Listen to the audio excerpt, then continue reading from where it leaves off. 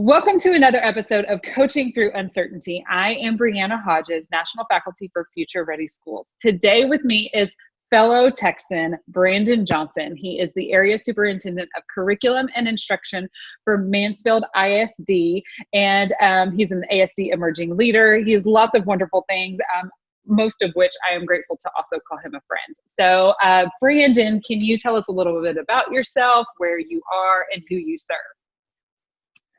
Well, thank you so much for the introduction.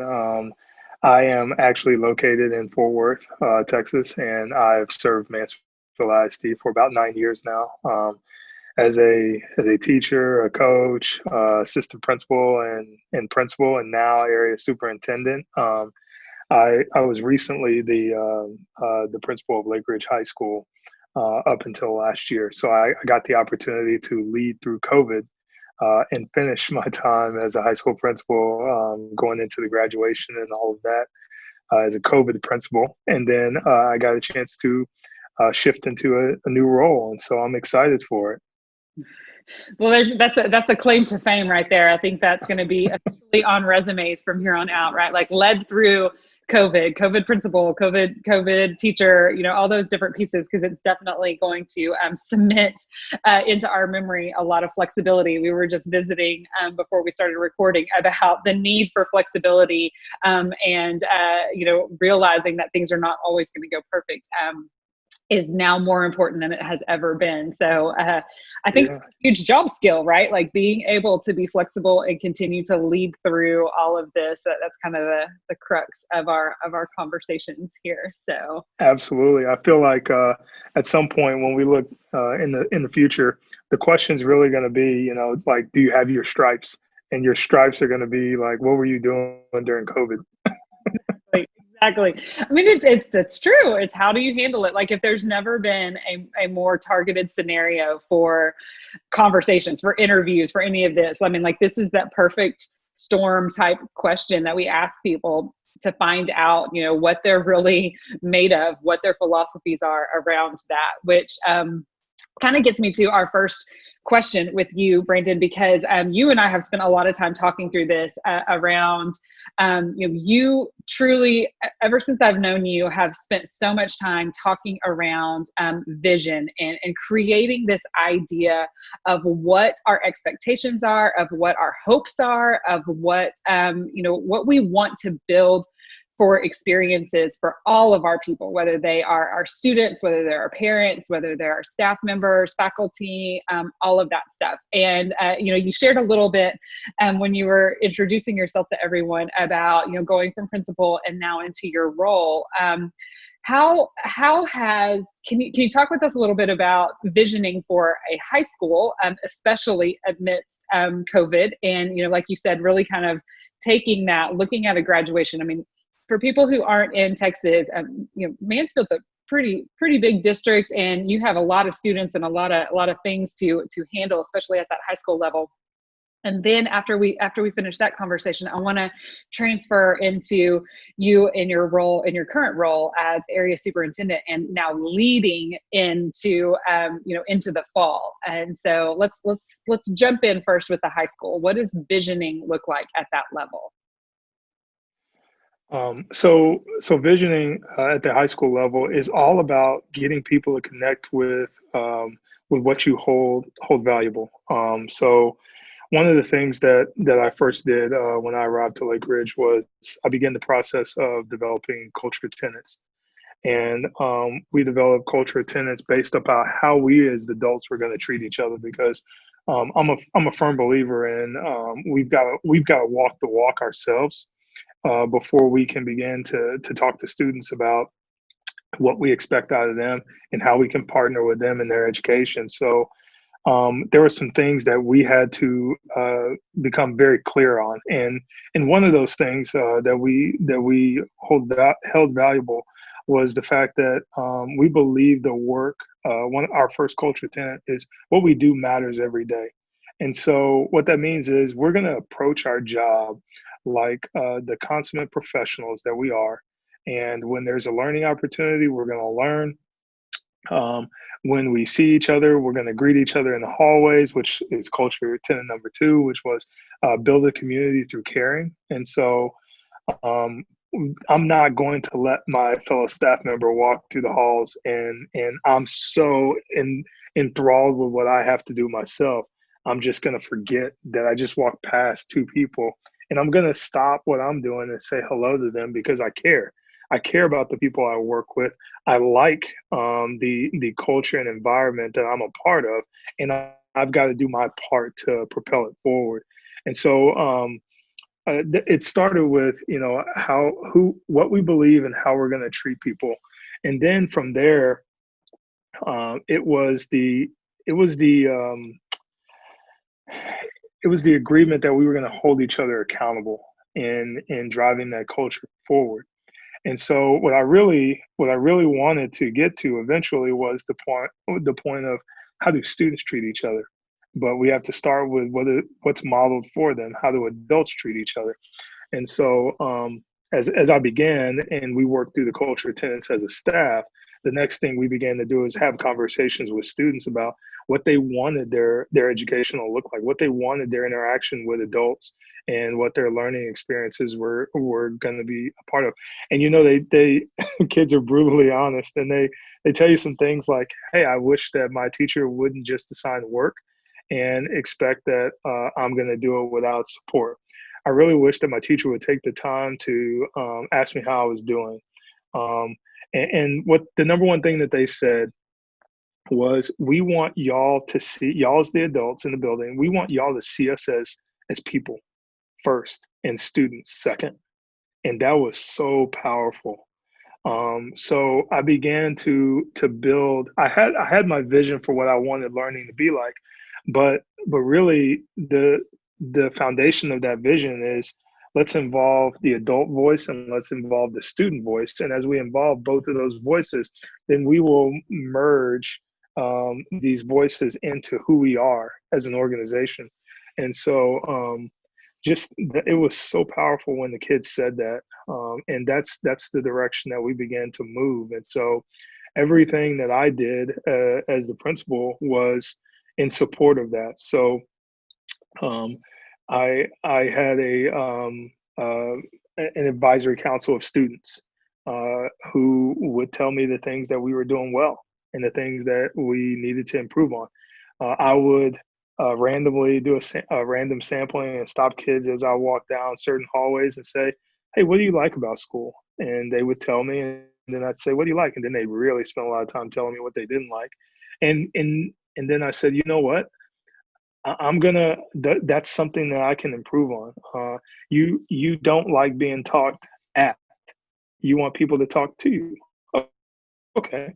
You don't want discipline. You don't want discipline to be used as a verb. You don't want to be dress coded." Which happens across the country. Okay, that's easy. How about I just remind you that, hey, we have a dress code. I really wish that if you did X, Y, and Z, if you put on your ID, take your ID out of your pocket and you put it on, you'd be in dress code. I appreciate that. And then I'm going to turn around and walk away. And I'm going to trust, like I would anybody else, that you're going to do what I asked you to do because I asked you to do it, not because I told you to do it. And so those are some of the basic things that we began to do. And as you know, relationships are the foundation of everything that we do in schools. So it started with visioning what we wanted the relationship to be. And then the next step became moving into teachers. And so I began to walk around and I would ask teachers, is this the classroom that you always dreamed of? And sometimes I would hear, yeah. And then I'm thinking to myself, I need to expose them of what their class could look like, because I might be looking at a class where desks are in a row, the teachers got their bookshelf and they've got their little staging area that takes up almost a third of the class because they're nesting, and they just hadn't experienced what a difference a classroom could look like. And so um, but some, they would say, no, well, I really want to just move everything to the edge, and I want to have myself in the center. And I'm like, great. So are you going to do that tomorrow? And they're like, well, and why not? I mean, what are you waiting for?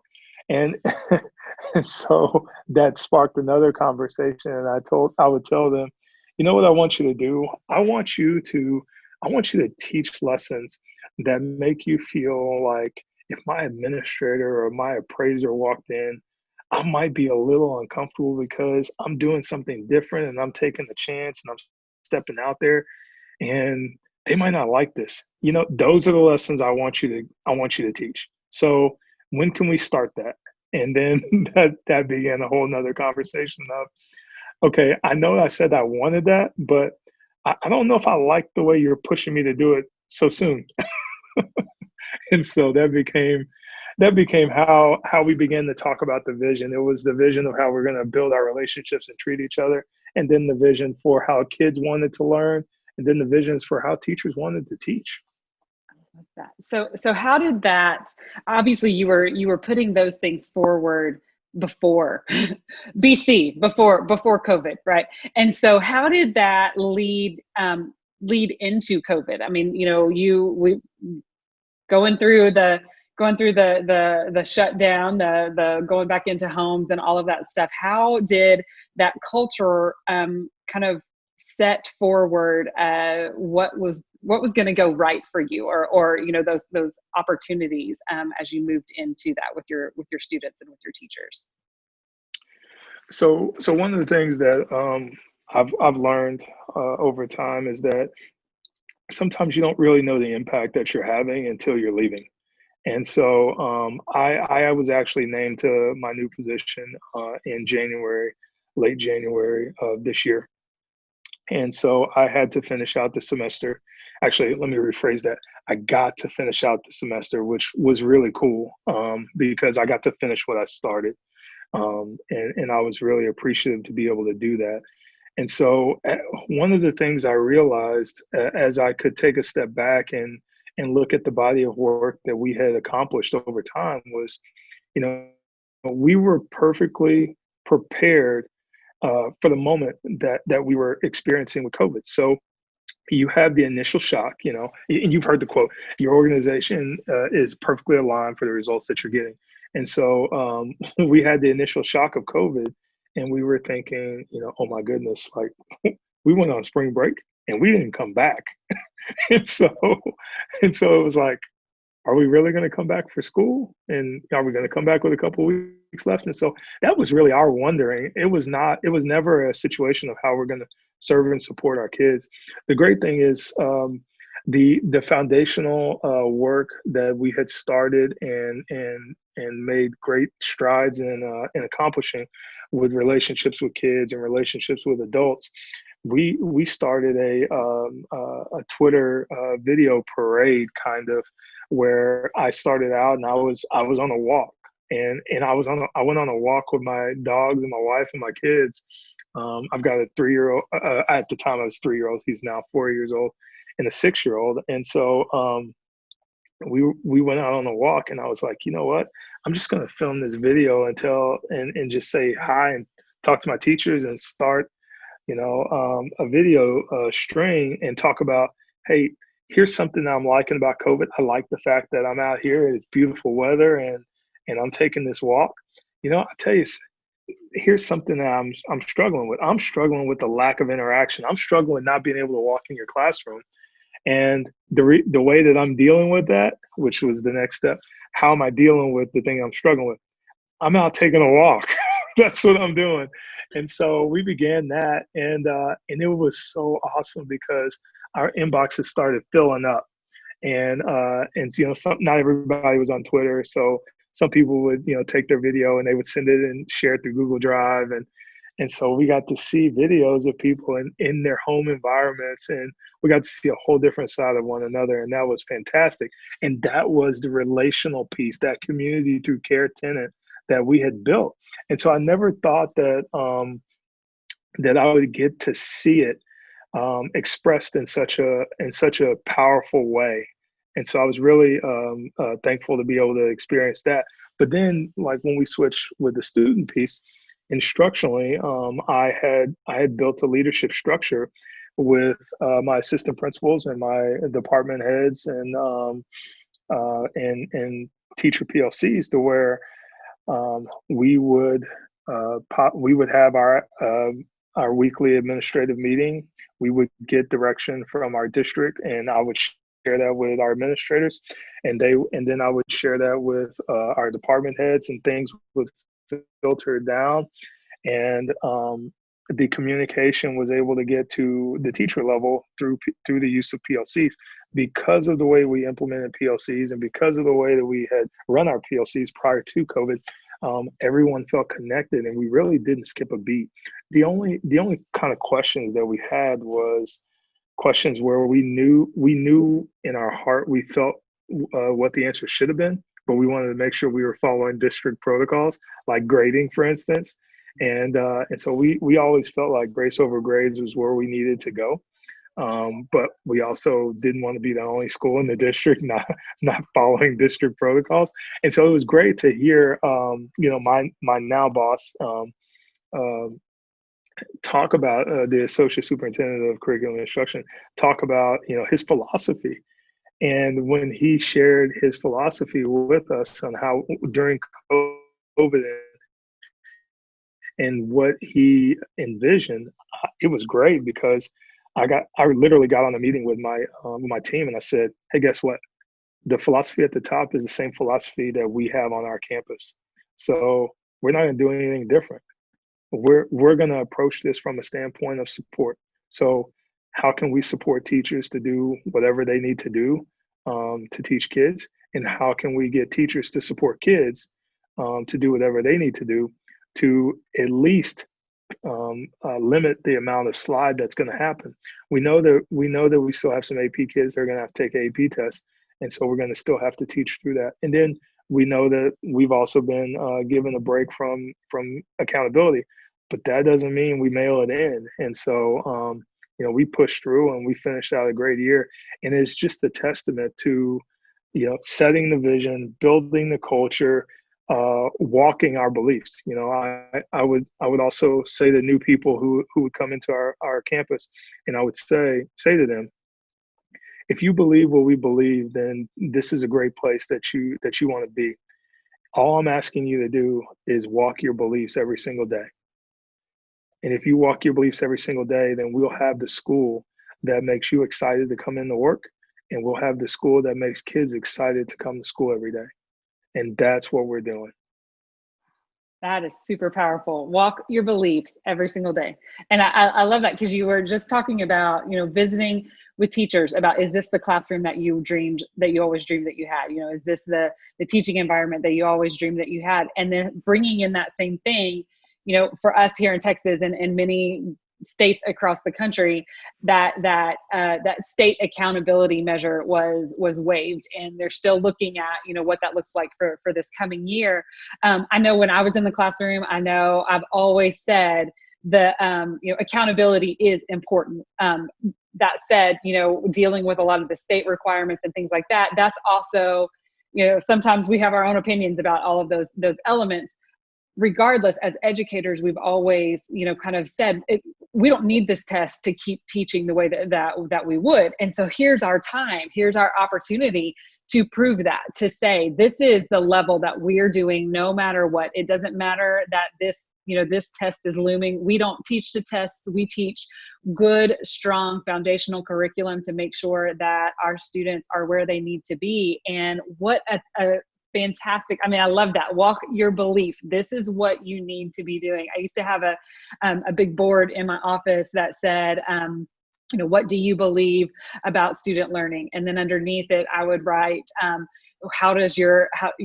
how is that known? Like, what are you doing to make sure that is known? Because so often we say these things, but then when we actually get into our practice, it doesn't always match up. And so I love that, that element that you bring out. And like you said, it's one of those where, just listening to you as you go through this, I can see how it spirals and how it comes in, right? Like leading with your teachers, letting them know, how this is going to be your philosophy, your vision, which actually is our philosophy, our vision. You're bringing everyone into those moments, bringing those students into it, having, some continual conversation back and forth so that it's all with us, right? Like I love that you said, that one of your students was like, I don't want to be talked at, I want to be talked with, right? Like, let's have a conversation with each other. Don't just do that. That's the same thing when it comes to culture and all of those elements. And I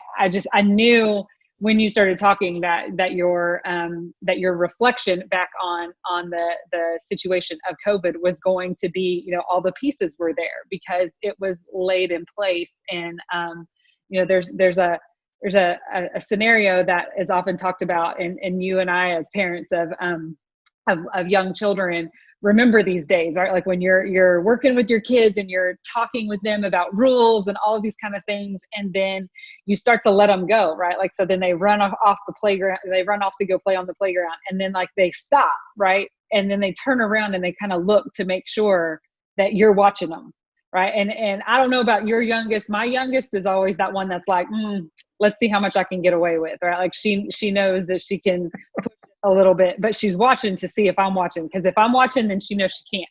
And so there's part of that happens with our staff, right? Like they look back at us to say, okay, are am I doing this right? And the ones who really don't think that they are doing it right will immediately come back to you, right? And they're pulling you along just like those kids do, and they're making you go out there with them because they don't have the confidence and the faith in their, where they're at right now, and they're constantly needing to check in with you. And as a leader, sometimes that's because we haven't built that confidence and faith in them.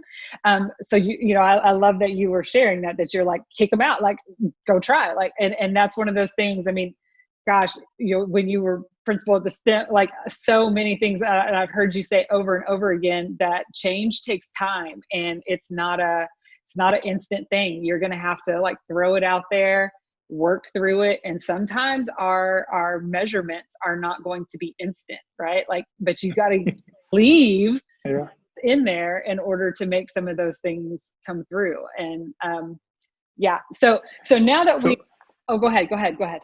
Oh, I was just going to say, so it's interesting because, if you just listen to what I said, on the surface of it, one can think it's culture, and that your vision is culture. And I would disagree with that because the culture is what drives the vision. And so you have to have a culture of respect for one another. You have to have a culture of appreciating the voice of one another. And that spills into the classroom where you develop this culture of how we learn, and we learn together. And that means that, yes, I just so happen to be an adult in the room, and I'm the oldest person in the room, but I can learn just as much as you can in this lesson with you. And so the culture drives how we learn. And I just want to be clear about that, because this is not all about, give teachers snacks and, give kids, celebrations, and it's rah rah. That's great. But that without learning, is very little substance. And the culture is what gets your vision to hook, and it's the light bulb that drives it. Absolutely. And I mean, if we go back to the very beginnings of learning and beginnings of education, right, it was this social conversation. Socratic seminars begin for a reason, right? Like it was talking with people back and forth, engaging in the conversation, analyzing it, looking at, these teachings and having conversations about them to say, well, what do you think about this? Wow, I've never thought about that before, and I think it reminds me of being in my undergrad and talking with a very, very, very well-respected university professor who was like, he literally wrote the books that we were studying from.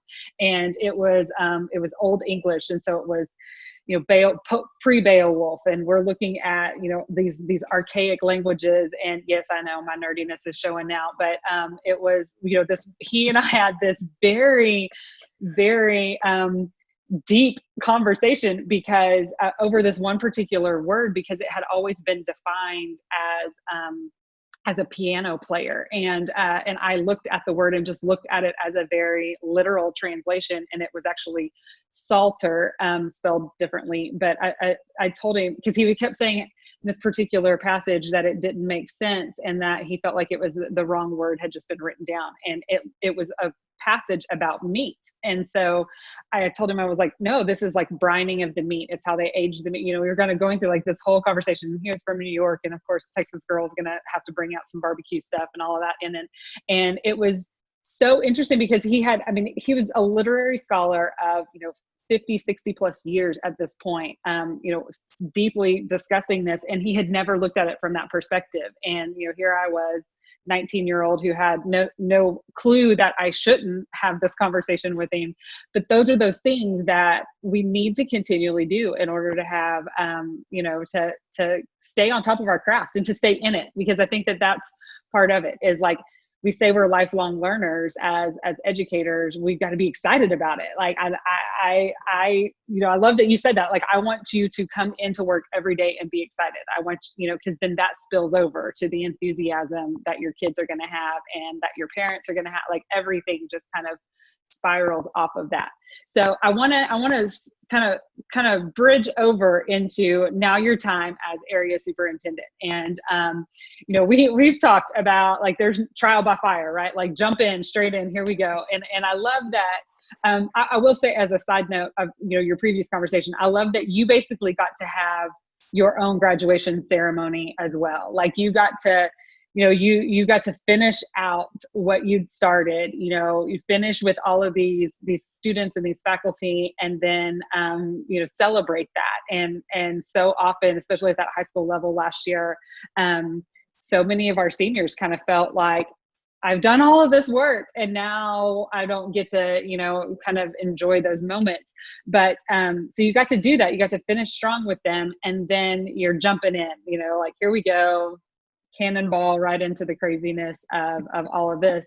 So how has that, what does that look like as a leader, especially around curriculum and learning this day and age, as far as like coming in to these high expectations, these, but uncertain situations, and, having these conversations around vision? What does, where are you settling in with that? Coming in? So I have this thing that I do with people who are close to me, and they, most of the time, they hate it, and I'm kind of feeling it myself. So I asked them. I say, "What did you fail at today?" and I feel like you just asked me that question, and I'm like, "Cool, let me start. Where do I start?" Like, I'm failing every day. and I think the thing that I love about moving into this new role is that I'm learning so much. I'm learning as a campus leader. You make the final decisions, and so you can kind of say, like, I'm the leader. We're going to do it this way, and that's great. But if you're a true leader, then you can influence. And my position is an influential position. I don't tell principals what to do. I'm not the principal of their campus, and that's important to me. And so, taking this job, I knew that was the philosophy of our leadership, and so easily for me, I can internalize that, and I can go lead in the same way, because I believe what the leadership believes. So, I get to support principals. I get to hear questions that I don't have the answer to every single day. And I wish that I had some of these answers. And the reason why I don't have answers is because, guess what?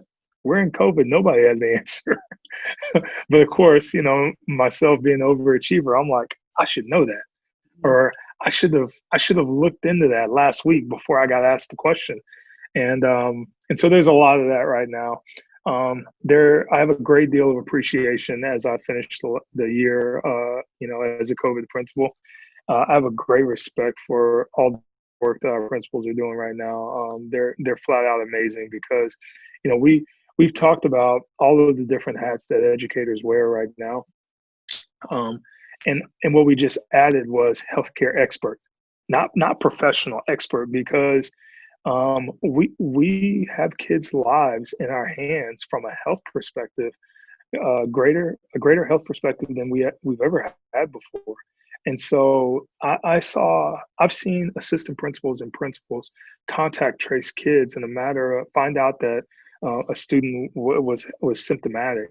They isolate that student and they begin the contact trace, and they're doing it for 1,000 student school in a matter of 5 minutes.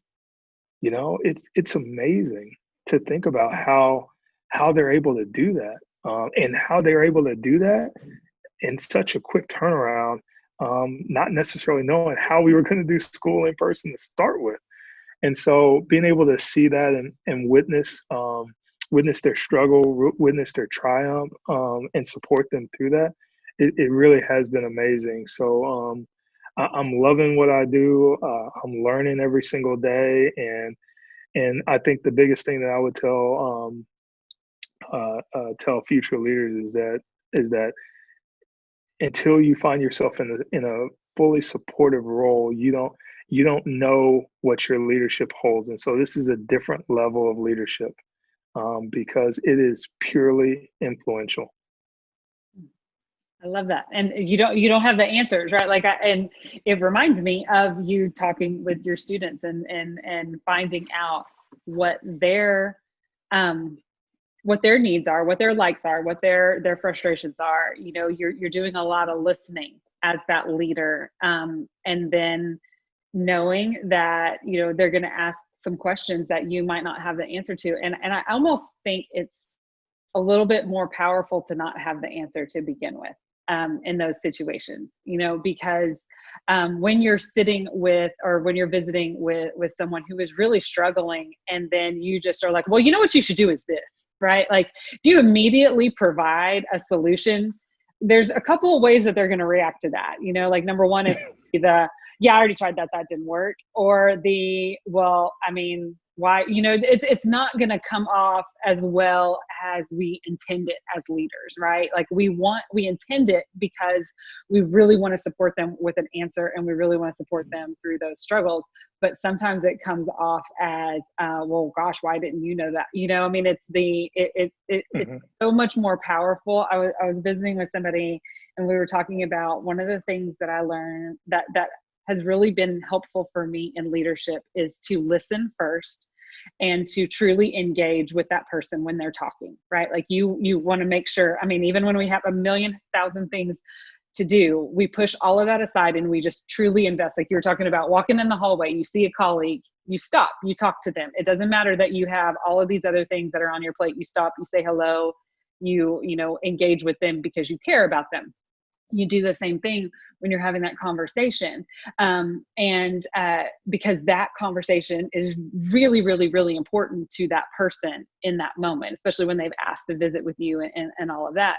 And I said, but the second part is sometimes harder than even that. And that second part is that when somebody has really requested time with you, and they have fought and stewed and struggled with this challenge that they're bringing to you, we owe it to them to give that same amount of time to that conversation, and to say, you know what, I'm so glad that you brought this with me. I need to sit with this a little bit, so that way I can make sure that I'm understanding it the best way possible, right? And like pausing enough to not just give immediate responses, because so often when we give that immediate response, we find ourselves the next morning waking up and going, maybe I should go back to them and say, you know, let's look at this a little bit differently, right? Like our first instincts aren't always there. So I think I hit a chord with you, because you're giggling over there a little bit. So as you're talking, I'm thinking to myself, I'm like, you're exactly right, but I don't like it. That happens. You're exactly right, and I don't like it. And I don't like it because it's our ego, right? You know, it's the fact that I've got a veteran principal, seasoned principal, and you know, he was once a colleague, and I feel like sometimes he calls me knowing that I'm not going to know the answer, and he's like, how many times can I call him and he not know the answer? And so it's kind of like just digging a little bit. But he's so gracious, and he's like, hey, I know you don't know everything, but I appreciate you taking the time to find the answer and follow back up with me. And so that's the best thing that we could do. And boy, you talk about humbling. There is nothing more humbling to get 5 phone calls in a day, and you're thinking, surely I should know one of these answers, and you don't know any of them. Maybe I don't even know my name today. That's the way that. And as a campus principal, you're like, yeah, like it's like I'm the principal. It's like we should all have a hat. I'm the principal, and I know things. And so you come to me, and I'll tell you things I know. I'm making one of those for you. I can totally tell. I can totally tell. So what does keep you coming back at this point? Like with a smile on your face and with some confidence that even when you don't have all the answers and the state has changed things 23 times in one day, how do you feel like you're still coming back with in the right direction? So it's the cheesiest answer that you're probably ever going to get when you ask this question, but it's so visceral to me. A lot of times, people say, what you do is important. In this time right now, I honestly feel that we are doing truly meaningful work, and we're doing amazing things for kids. And some of that involves learning, some of that involves a listening ear, some of that involves recognition of the struggle that students might be having. And so I just feel like other times in my career, I felt like I make a difference. But right now, I honestly feel like I just honestly feel like we're doing truly meaningful work. And so that's what keeps me coming back every single day, because I feel like this year is more, it, it means more to me than any other year I've been in education. Mm, powerful, powerful. So I'm going to ask you one final question, and then I'm going to let you go because I know you are Okay. a super busy man. You are truly one of the nation's top instructional leaders. There's no doubt in my mind whatsoever. I know that I have called you multiple times and asked for your insights. That said, I Thank you. know that you've got some serious plays in your playbook that you pull out and that you lean on whenever you're approaching some circumstances. So, what is some strategy or approach that you're finding particularly effective this year? Coming into this and trying to lead through this uncertainty. Oh wow, that's a really good one. I wouldn't say playbook. I think for me, this is the year of empathy, um, and so I try to peel back the layers of everything that's happening in front of me, and understand that what might be manifesting itself in the form of a frustration, in the form of a question, is really not necessarily a question. It lies in the fact. Of I might be personally struggling as a leader. I might be personally struggling as a teacher. I might be personally struggling as an educator and a parent. And so that bleeds over into my daily walk. And so I just feel like I am here to empathize and understand what's happening in front of me, so that I can actually begin the wheels of motion to make things better, to support, and to take next steps, as educators. And so I think we're in a prime position to take the next step in education, and that means embracing technology. That means embracing e-learning. That means embracing all of these things that's made us uncomfortable. And so now, as I empathize with people that are in the struggle, how can I help pull them out of that and move them to the forward thinking process of next steps for what our future holds, even for the end of this year, because we're going to do some amazing things that are at the end of the year that didn't look so pretty, right now. And it's going to be because we had practice. It's going to be because we were in it with each other, and we learned and we adapted and got better at it. So I would say empathy followed by forward thinking of where do we go from here. Sounds an awful lot like leadership by design right there, right? With some design opportunities coming out. I know your background. I know how this goes. I love that. I love that. So, my friends, if you did not, hopefully you grabbed that nugget and you've got it in your playbook, your instructional toolkit of keeping in mind that empathy, walking the walk, and walking in belief, not only of your vision, but also of your colleagues, and the work that we do together, I think is so spectacular. So thank you, Brandon Johnson, for sharing time with us today, and really bringing it back home, and helping us remember what we're all in this for, and that it's going to be messy, but with practice, we're gonna definitely see it through. So thank you so much for all of you out there that Thanks for having me. Yes, we hope to continue to see you. Thank you, Brandon, and we will see you on the next episode. Coaching Through Uncertainty is a Future Ready Schools podcast series that explores the new shifts in teaching and learning that are happening right now. Future Ready instructional leaders, coaches, and teachers are navigating challenges that were theoretical, optional, or barely feasible only last year, but have now become full-blown, full-speed, in-the-moment realities. Coaching Through Uncertainty is hosted by me, Brianna Hodges, National Faculty for Future Ready Schools. In each episode, we'll connect with Future Ready coaches on a mission to inspire, engage, and amplify innovative professional practice. We'll hear from the nation's top instructional leaders as they share their experience, expertise, and advice to reimagine teaching and learning to better suit today's learners with tomorrow's tools. You can subscribe and listen to Coaching Through Uncertainty wherever you get your podcasts. Go ahead and subscribe so you don't miss an episode. Coaching Through Uncertainty and Future Ready Schools are projects of the Alliance for Excellent Education. Together we're better. Together we're future ready.